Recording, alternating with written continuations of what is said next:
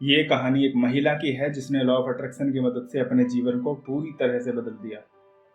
ये आगे लिखती हैं, कुछ साल पहले मेरा डाइवोर्स हो गया था और मेरे जीवन में कुछ अच्छा नहीं चल रहा था।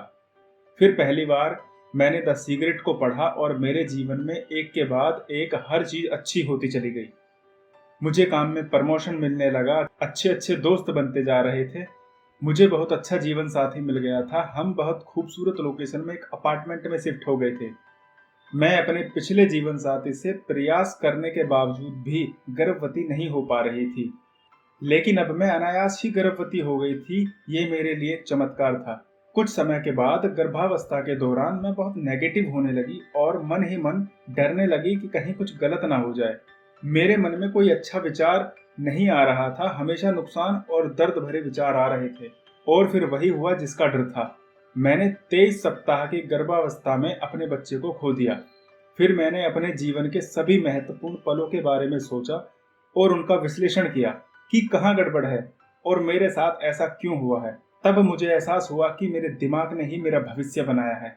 मुझे समझ आ गया था कि मेरे जीवन में पहले सब कुछ अच्छा क्यों चल रहा था और अब सब कुछ गड़बड़ क्यों हो गया था। क्योंकि जब पहली बार मैंने द सीक्रेट को पढ़ा तो जीवन को देखने का मेरा नजरिया बदल गया था और इस बात का मुझे जरा भी एहसास नहीं था।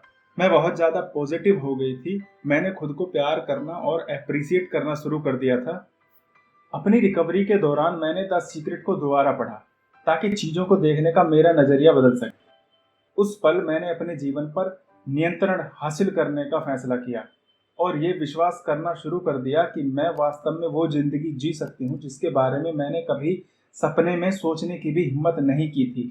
उसके बाद मैंने अपने जीवन में वो सारी समृद्धि आकर्षित करी जो मैं चाहती थी। पिछले 2 महीने से मैं लगातार अच्छा महसूस कर रही हूँ, अच्छे विचार रख रही हूँ और मेरे जीवन की सभी अच्छी चीजों के लिए मैं कृतज्ञ हूँ। और मुझे विश्वास है कि जो समृद्धि मैं चाहती हूँ वो पहले से ही इस ब्रह्मांड में मौजूद है। मैं अब जान गई हूँ कि मेरी बेटी अभी भी आसपास है। जैसा कि मैंने सीखा, ऊर्जा को कभी नष्ट नहीं किया जा सकता, केवल रूपांतरित किया जा सकता है। वह अस्तित्व में थी, उसे केवल जीवन के दूसरे स्तर पर ले जाया गया है, लेकिन उसकी आत्मा जीवित है और इस तथ्य से ही मुझे शांति मिलती है। मैं अब इतनी साहसी हो गई हूँ, यह विश्वास कर सकती हूँ कि मुझे जीवन में हर वह चीज मिल सकती है जिसके बारे में मैं सोचने से भी डरती थी।